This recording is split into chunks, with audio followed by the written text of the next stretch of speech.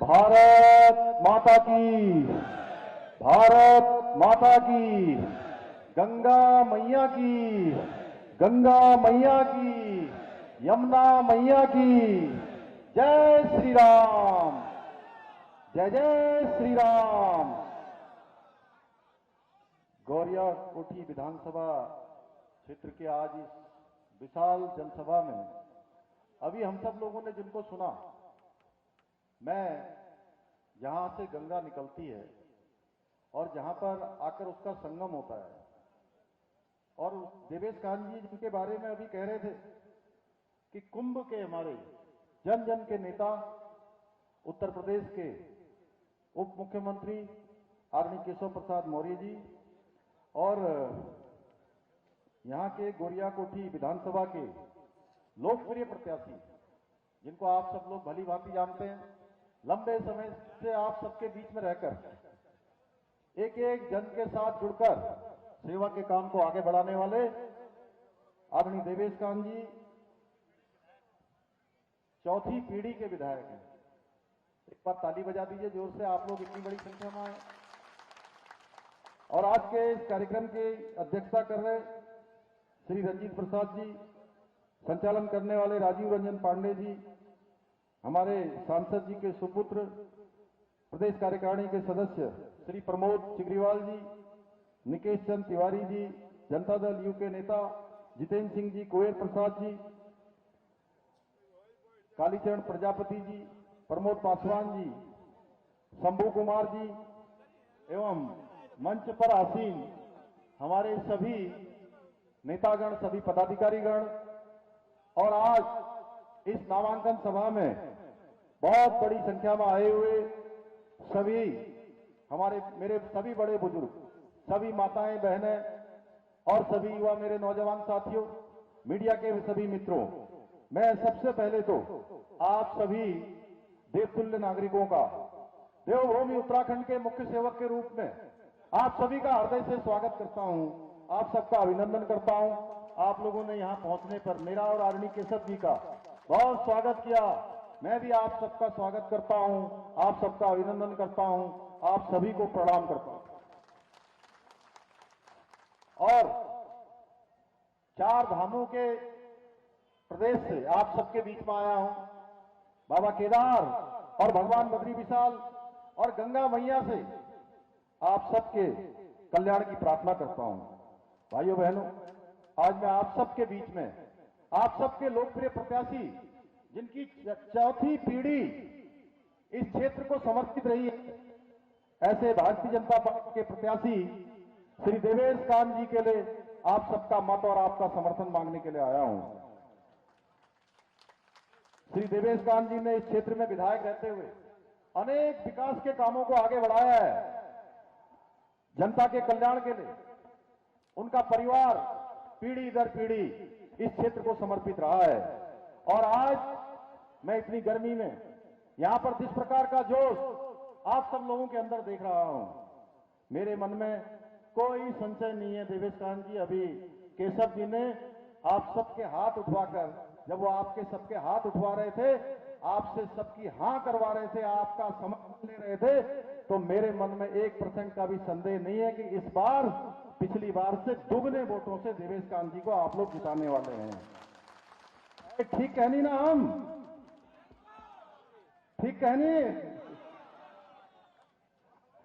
भाइयों बहनों, आज आदरणीय प्रधानमंत्री नरेंद्र मोदी जी के नेतृत्व में जिस प्रकार से देश के अंदर आज विकास की गंगा बह रही है, अंत्योदय का सिद्धांत जन जन तक पहुंच रहा है, इंफ्रास्ट्रक्चर के क्षेत्र में नए नए रिकॉर्ड कायम हो रहे हैं।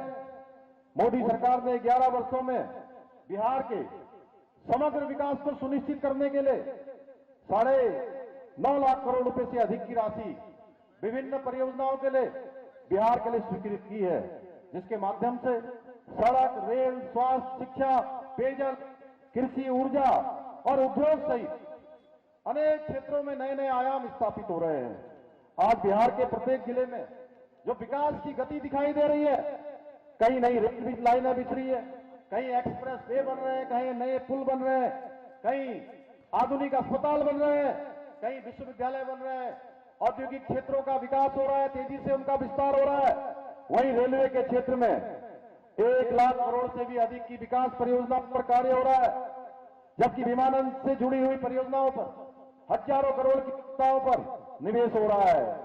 बिहार में जहां पहले सड़कें नहीं हुआ करती थी, आज वहां एक्सप्रेस वे, 4 लेन और 6 लेन हाईवे बन रहे हैं, एक्सप्रेस वे बन रहे हैं।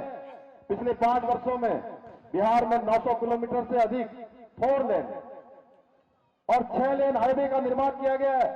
साथ ही प्रधानमंत्री ग्रामीण सड़क योजना में लाखों किलोमीटर सड़कों का निर्माण हुआ है। वहीं ग्रीनफील्ड पटना आरा सासाराम कॉरिडोर जैसी महत्वपूर्ण परियोजनाओं पर काम हुआ है।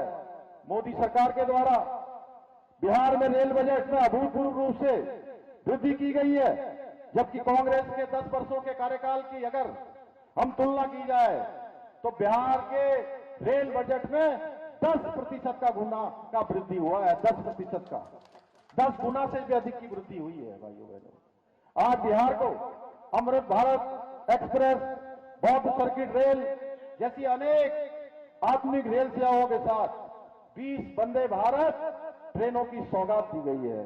इतना ही नहीं, बिहार में जहां पटना हवाई अड्डे पर एक आधुनिक टर्मिनल का निर्माण हो गया है, दरभंगा में नए हवाई अड्डे का निर्माण किया जा रहा है।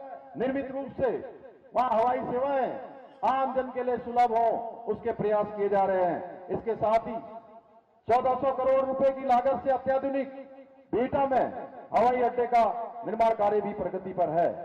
ये सभी योजनाएं बिहार के परिदृश्य को बदल रही हैं, बल्कि रोजगार और उद्यमिता के नए अवसरों का भी सृजन कर रही हैं। भाइयों बहनों, आधुनिक भारत के निर्माण के साथ साथ आज प्रधानमंत्री मोदी जी के नेतृत्व में गरीब कल्याण के लिए भी अंत्योदय के लक्ष्य को लेकर अनेक योजनाएं आगे बढ़ाई जा रही हैं। जनधन योजना, पीएम आवास योजना, आयुष्मान भारत योजना, मुफ्त राशन योजना जैसी अनेक योजनाओं के माध्यम से आज हर गरीब को सहायता करने का काम प्रधानमंत्री मोदी जी के द्वारा हो रहा है। मैं बिहार की बात करूं तो आज 8 करोड़ से अधिक लोग हमारे मुफ्त राशन योजना का लाभ उठा रहे हैं। 50 लाख से अधिक गरीब परिवारों को घर देने का काम मोदी सरकार ने किया है। इतना ही नहीं, आज बिहार के प्रत्येक घर को हर घर बिजली, हर घर नल से जल और हर घर शौचालय जैसी योजनाओं का लाभ भी सुनिश्चित किया जा रहा है कि हर एक व्यक्ति को इन योजनाओं का लाभ मिले। भाइयों बहनों, कांग्रेस के समय में केवल गरीबी हटाओ के नारे दिए जाते थे, लेकिन आज मोदी सरकार में गरीबों के लिए काम किया जाता है, उनके उत्थान का काम किया जाता है, जिसका परिणाम है कि आज भारत के 30 करोड़ से अधिक लोग गरीबी रेखा से बाहर आए हैं। देश की गरीबी दर में 5 से भी अधिक की कमी आई है। इतना ही नहीं, आज आदरणीय प्रधानमंत्री मोदी जी के नेतृत्व में सनातन का जय घोष भी चारों दिशाओं में गूंज रहा है। अभी केशव जी कह रहे थे, बिहार का और उत्तर प्रदेश का नाता बता रहे थे। पिछले 500 वर्षों से हम प्रतीक्षा कर रहे थे कि अयोध्या में भगवान रामचंद्र जी का भव्य और दिव्य मंदिर बनना चाहिए। हमारे प्रधानमंत्री मोदी जी के नेतृत्व में आज अयोध्या में भगवान रामचंद्र जी का भव्य और दिव्य मंदिर बनकर तैयार हो गया। काशी में विश्वनाथ कॉरिडोर का निर्माण हो गया, उज्जैन में महाकाल लोक का निर्माण हो गया। या आप सब लोग बड़ी संख्या में हर वर्ष 4 धाम यात्रा पर आते हैं। केदारनाथ का नवनिर्माण, पुनः निर्माण आप सबको पता होगा, 2013 की त्रासदी में वो पूरा परिसर क्षतिग्रस्त हो गया था, बड़ा नुकसान वहां हो गया था। भाइयों बहनों, उस परिसर को भी भव्य केदार और दिव्य केदार बनाने का काम हमारे प्रधानमंत्री मोदी जी के नेतृत्व में हुआ है। और इसी के साथ भगवान बद्री विशाल का मास्टर प्लान, उसका भी नवनिर्माण और पुनर्निर्माण का कार्य हो रहा है। हमारी धार्मिक धरोहरों को सजाने का और संवारने का काम हो रहा है। यही नहीं, कश्मीर के अंदर धारा 370 समाप्त करनी हो, 3 तलाक जैसी कुप्रथा का अंत करना हो, वक्फ संशोधन का कानून लाना हो, नागरिक संशोधन का कानून लाना हो, ऐसे ऐतिहासिक निर्णय का देश आज साक्षी बन रहा है। भाइयों बहनों, आज भारत रक्षा के क्षेत्र में भी आत्मनिर्भर बन रहा है। पहले भारत केवल आयातक देश हुआ करता था। दुनिया के देशों से हम छोटी छोटी समस्याओं के लिए पूछा करते थे, हथियारों की मांग किया करते थे। भाइयों बहनों, आज भारत दुनिया के 100 से भी अधिक देशों को हथियारों का निर्यातक देश बन गया है। और अभी ऑपरेशन सिंदूर के माध्यम से भारत ने अपनी स्वदेशी शक्ति और सामर्थ्य को सफलतापूर्वक करके दिखाया है। आज भारत में आतंकी हमले होते हैं तो केवल खेद करके आतंकवाद की समस्या में आंसू नहीं बहाए जाते हैं, बल्कि हर हमले का करारा जवाब दिया जाता है। उरी हमले के बाद सर्जिकल स्ट्राइक करके आतंकी अड्डों को तबाह किया जाता है। पुलवामा के बाद बालाकोट एयर स्ट्राइक के द्वारा पाकिस्तान की सीमा के अंदर घुसकर दुश्मन के दांत खट्टे कर दिए जाते हैं। और पहलगाम हमले के बाद ऑपरेशन सिंदूर के माध्यम से हमारी बहन बेटियों का सिंदूर मिटाने वाले उनके खानदानों को मिटाने का काम हमारे प्रधानमंत्री नरेंद्र मोदी जी के नेतृत्व में भारत की सेना करती है। भाइयों बहनों, हमने उत्तराखंड में भी अनेक निर्णय लिए, कड़े निर्णय लिए। उत्तराखंड देश का पहला राज्य बन गया है। हमारे प्रधानमंत्री मोदी जी के मार्गदर्शन में उत्तराखंड में समान नागरिक संहिता का कानून लागू कर दिया गया है। बाबा साहब अंबेडकर जब भारत का संविधान बना रहे थे, संविधान के अनुच्छेद 44 में इसका प्रावधान करके गए थे। भाइयों बहनों, लव जिहाद, लैंड जिहाद और थूक जिहाद जैसी घटनाओं और कुकृत्यों के खिलाफ हमने देवभूमि उत्तराखंड में कठोर कार्रवाई की है। दंगा रोधी कानून बनाया है, धर्मांतरण रोधी कानून बनाया है। अवैध मदरसों पर बड़ी संख्या में वहां पर कार्रवाई हुई है। और अभी हमने हाल में एक ऐसा कानून बना दिया कि आप जितने भी उत्तराखंड के अंदर मदरसे चलते हैं, वो मदरसे भाइयों बहनों अगर सरकारी शिक्षा बोर्ड के द्वारा बनाए हुए पाठ्यक्रम को नहीं पढ़ाएंगे तो ऐसे मदरसों का पंजीकरण समाप्त कर दिया जाएगा। ऐसे मदरसे बंद कर दिए जाएंगे। ऑपरेशन कानूनी की लागत से अपने विद्यालयों को ऐसे धर्म भेदभाव करके जो धार्मिक भावनाओं को हाथ करने का काम करते हैं, ऐसे पाठकों के खिलाफ भी कठोर कार्रवाई सुनिश्चित की है। भाई बहनों, हमारी प्रधानमंत्री और आदरणीय नीतीश बाबू के नेतृत्व में यहाँ सरकार बनेगी। देवेश गांधी यहाँ से आप बड़े बहुमत से विधायक बनाकर यहाँ से भेजेंगे तो ये सारे के सारे काम बिहार को भी आगे चलकर आगे ले जाने का काम करेंगे। भाई बहनों, आपके सामने प्रधानमंत्री मोदी जी के नेतृत्व में नीतीश जी की डबल इंजन की सरकार है, जो विकसित भारत के संकल्प के साथ आगे बढ़ रही है। और दूसरी ओर राष्ट्रीय जनता दल और कांग्रेस जैसी दलाल पार्टियां हैं जो तुष्टीकरण, भ्रष्टाचार और देश विरोधी एजेंडे पर चल रही है। एक और लालू और गांधी परिवार के भ्रष्टाचारियों की फौज है, दूसरी ओर मोदी जी और नीतीश जी के नेतृत्व में एक साफ चेहरा है। चिराग पासवान जैसे युवा जोश है, उपेंद्र कुशवाहा जैसे हमारे तपे तबाए नेता हैं और जितिन मांझी जी जैसे लोग आज इस पूरे बिहार को आगे ले जाने का काम सब लोग मिलकर करेंगे। अब निर्णय आपका है, क्योंकि जिसको भी आप चुनेंगे, भविष्य का सवाल है। आपके बच्चों का भविष्य के लिए काम करने वाला चाहिए, न कि आपके बच्चों को भविष्य को खराब करने वाला चाहिए। कांग्रेस ने 60 सालों तक देश को लूटकर केवल अपनी तिजोरियां भरने का काम किया है। वहीं लालू परिवार ने तो घोटालों में कांग्रेस के रिकॉर्ड को भी तोड़ दिया है, उससे भी आगे चले गए हैं। चारा घोटाला हो, जमीन के बदले नौकरी का घोटाला हो, जमीन घोटाला हो, बेनामी संपत्ति का मामला हो, हाल ही में सामने आया IRCTC का मामला हो, इनके सारे के सारे परिवार इसमें पाए गए हैं। बिहार की जनता भली भांति जानती है, इन लोगों के शासनकाल में घोटाले, कुशासन और जंगल राज, लूट की राजनीति ने इस राज्य को बहुत पीछे धकेल दिया है। भाइयों बहनों, ये वही लोग हैं जिन्होंने बिहार को जंगल राज में तब्दील कर दिया था। आप सब जानते हैं किस प्रकार से लूट होती थी, किस प्रकार से माफिया राज होता था। लालू यादव, राबड़ी देवी के शासनकाल में बिहार के विकास के लिए नहीं, बल्कि अपराध और कुशासन जाना जाता था। और दूसरे शहर में, गांव में दिन दहाड़े अपहरण हुआ करते थे। हर शहर में गुंडों और रंगदारी करने वालों का राज हुआ करता था। क्या आप महागठबंधन को अपना मत देकर उसी जंगल राज को वापस लाना चाहते हैं? क्या बताइए, आप उसी राज को वापस लाना चाहते हैं? जोर से बोलिए, आप लाना चाहते हैं क्या ऐसा राज? नहीं लाना चाहते हैं। राहुल गांधी की कांग्रेस, लालू यादव की, तेजस्वी यादव की राष्ट्रीय जनता दल, मुकेश साहनी की VIP और उनके साथ वामपंथी दलों का गठबंधन, इन सबका एक ही नारा है कि किसी तरह से मोदी जी को रोकिए, किसी तरह से नीतीश बाबू को रोकिए, किसी तरह से यहाँ एनडीए को रोकिए, भारतीय जनता पार्टी को रोकिए और विकास का विरोध करिए, लेकिन इनमें से किसी के पास बिहार के विकास का कोई रोड मैप नहीं है भाइयों बहनों, कोई रोड मैप नहीं है। तेजस्वी यादव, उनका राजनीतिक अनुभव केवल एक ट्वीट करने तक सीमित है, और राहुल गांधी हर बार चुनाव हारने के बाद कहां चला जाते हैं किसी को पता नहीं है। कहां चले जाते हैं?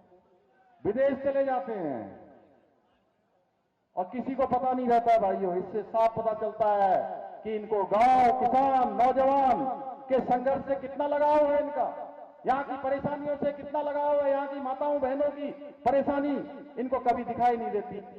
इसलिए मैं देवभूमि उत्तराखंड से आप लोगों को इनसे सावधान करने के लिए आया हूं। ये गठबंधन या इंडी गठबंधन स्थिरता का नहीं है, स्वार्थ का गठबंधन है। ये केवल और केवल स्वार्थ के लिए उन्होंने गठबंधन बनाया है, भोले भाले लोगों को गुमराह करके आपस में लड़ाने और लूटने का गठबंधन है। वही लोग हैं, आप सबको याद होगा जब हम सब लोग कार सेवक अयोध्या में भगवान राम का मंदिर बनाने के लिए संघर्ष कर रहे थे, तो ये कहते थे भगवान काल्पनिक है, भगवान राम काल्पनिक है, राम सेतु काल्पनिक है। इनकी पार्टी के लोग कहते हैं सनातन धर्म ये HIV है, ये वायरल फीवर है, ये मलेरिया है, ये डेंगू है, इस प्रकार की बात करते हैं। ये वही लोग हैं जो 3 तलाक को खत्म करने का विरोध करते हैं, कश्मीर से धारा 370 को हटाने का विरोध करते हैं, और देश के टुकड़े टुकड़े करने के नारे लगाने वालों का समर्थन करते हैं। अब फैसला आपको करना है, आप किसके साथ हैं? आप एक तरफ राष्ट्रहित को सर्वोपरि मानने वाली भारतीय जनता पार्टी एनडीए गठबंधन के साथ खड़े होंगे, या घुसपैठियों का समर्थन करने वालों के साथ खड़े होंगे? आप आम समान नागरिक संहिता लागू करने वालों के साथ खड़े होंगे, या शक्ति के नाम पर महिलाओं का शोषण करने वाले, या खुली महिलाओं अत्याचार की खुली छूट देने वालों के साथ खड़े होंगे? भाइयों बहनों, हमें इस भ्रष्टाचार और तुष्टीकरण के मिशन को रोकना है, और आदरणीय मोदी जी और नीतीश जी के नेतृत्व में एक बार फिर से डबल इंजन की सरकार को पुनः मौका देकर विकसित भारत और आत्मनिर्भर बिहार बनाने में अपना योगदान सुनिश्चित करना है। मैं आप सभी से अपील करने आया हूं। मैं 6 नवंबर को भारतीय जनता पार्टी के प्रत्याशी श्री देवेश कांत जी के पक्ष में मतदान करके उनको भारी मतों से विजय बनाए, सशक्त, समृद्ध और विकसित बिहार के निर्माण में अपना योगदान सुनिश्चित करेंगे। आप मोदी जी के हाथों को मजबूत करेंगे, मोदी जी के हाथों को मजबूत करेंगे, नीतीश जी को फिर से मुख्यमंत्री बनाएंगे, यहां से देवेश कांत सिंह जी को भारी बहुमत से जिताएंगे। मुझे पूरा भरोसा हो गया है कि आप भारी बहुमत से, और मैं उस भूमि से आया हूं, मैं उस भूमि से आया हूं जहां से गंगा निकलती है, जहां से यमुना जी निकलती है, जहां 4 धाम है, बाबा केदार हैं, भगवान बद्री विशाल हैं, भाइयों बहनों, जहां आदि कैलाश है, जहां के कण कण में शंकर विराजमान है। ऐसी भूमि से आकर मैं आया हूं यहां। मैं आप सब लोगों के साथ उस देवभूमि के सभी देवताओं का आशीर्वाद भी देवेश कांत जी के लिए यहां लेकर आया हूं, और मुझे पूरा भरोसा है आप सब लोग देवेश कांत जी